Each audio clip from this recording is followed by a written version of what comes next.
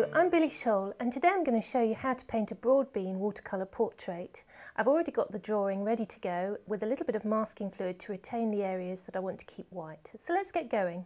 I'm going to use a number 6 sable brush and I've already mixed up quite a lot of green in this little pot here.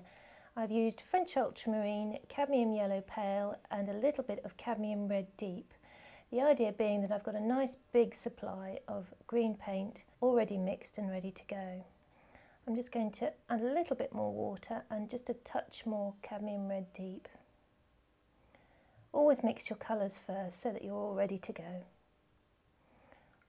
going to paint the back of the broad bean first. We'll start with our water glaze. Try and keep your water clean. A little bit of green in there, but that doesn't matter too much. I'm going to start at the top and pull the water down. Be as precise as you can. Just coming behind that pencil line. This is very heavy paper, 640 gram paper, so it shouldn't buckle. And it's got a lovely hot pressed surface, nice and smooth for all that detail. Once you've got it covered with water, just run some water over the top once more, just to make sure it's really nice and soggy. This will just give you a little bit more time to lift out highlights and reflected light along the side. Just use your brush to mop up any extra at the end. I'm using a little cotton cloth here to dry my brush out on. It's a little bit gentler on the sable brush. Pick up your colour, really fill the brush, and we're going to put the colour around the highlight. So sweep down one side and down the other. It's always best to bring your paint from the top and pull it down with you, down to the bottom. Helps you stay in control of the wet edge. And you can see all the edge around here is nice and soft, like cotton wool. So plenty of time to bring the paint down to the bottom of the pod. Try not to interfere with the glaze while it's settling. You'll find you'll get a much more natural result at the end. Pull that colour all the way down to the tip. This colour will fade, but at least we've got a good body of colour on there to start with. I'm just going to drag a damp brush through the middle just to get rid of those little soft spidery marks that come in as the paint moves to the centre. We're also going to maintain the highlight. Then you want to dry the brush out and just gently coax it in to cover the areas without highlight. Still very wet, the glaze, so you've got plenty of time to play around with it. And a little bit of shaping as well to do. Just pull that green in a little bit more where there's a nice bump across the pod there. Give your brush a little twiddle so you get a nice point to it, and then finish off the edges and taking it right into the drawing there at the bottom where it's got a nice little point. Just double checking at the top that everything's nice and smooth.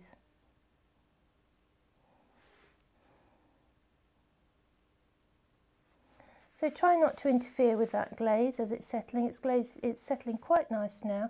The only thing I'm going to do is just with a very clean damp brush is just hoover out a little bit more colour just where the highlight's very, very bright.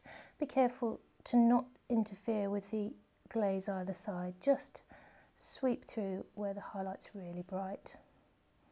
And we'll let that dry.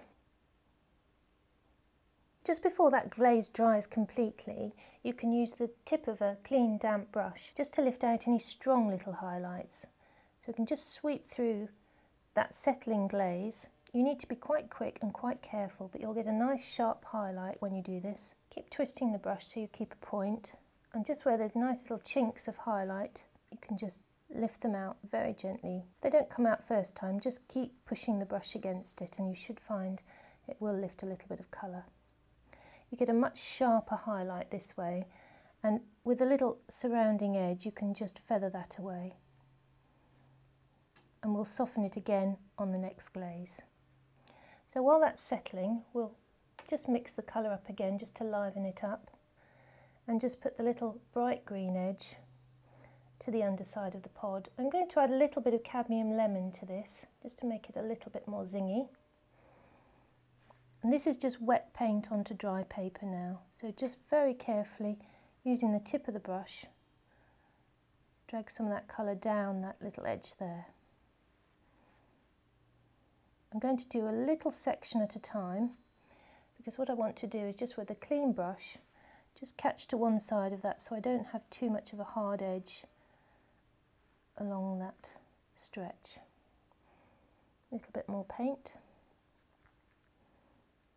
It's got quite a nice little jaggedy edge to it on the inside, so it'd be quite nice to soften it with some water.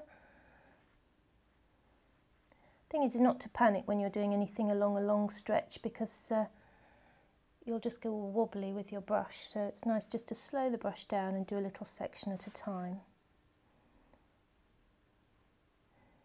Once you get to the bottom, lift the brush a little higher, make it a little bit more vertical so you get a finer line, and into that little niche down there, and then we'll just sweep a little line underneath there.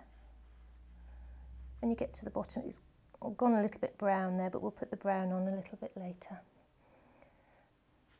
Just take that a little bit softer on the inside there and let that dry. While that's drying, I'll mix up the colour for the actual broad beans themselves. I'm going to use the same colour that I've got on the palette, take a little bit of that and water it down, and then add a little bit of cadmium lemon. Once you've got that colour, just a tiny little bit of cadmium red as well, just to take the acidity away. Once you're happy with that colour, just take one of the little broad beans, a small amount of glaze on there, the whole area, glaze the whole area because you don't want any dry patches on there. They're like little babies in a nest, so nice tiny little shape to depict there. Pick up your colour. This needs to go on nice and softly so that it looks gently rounded at the edges. So just let the paint drop off the brush. When you think you've got enough on there, clean your brush, take the excess water out, give your brush a nice twist on the cloth, and then just lift out the highlight. If you do this quite quickly, you'll end up with nice soft highlights on the little broad bean, which is what you need. And you just sweep the brush around the area where the light's hitting it, and the brush should hoover it up. Don't take too much off because it's going to fade. And that's the first little broad bean just mapped in. I'll now put the others in.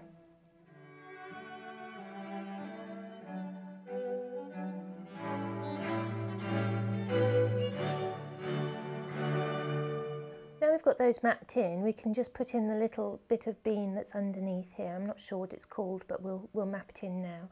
I'll use a little bit of the bright green that we already have mixed. Again, take it over to one side and add a little bit more cadmium lemon because they're quite bright, these little sort of bean hinges, I guess they are. And we don't need to glaze it first, we can just sweep that in. A little bit more lemon just to make it a bit brighter. You can always put more lemon in than you need because it tends to fade a little bit quicker than other colours. Just draw those in very simply.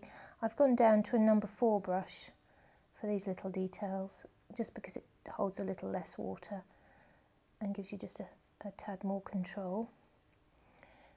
Just let those settle for a minute and then sweep out the little highlight. And that has to be a dry brush. Just sweep it through where you want to lift out the paint. That's it, and we'll let those dry.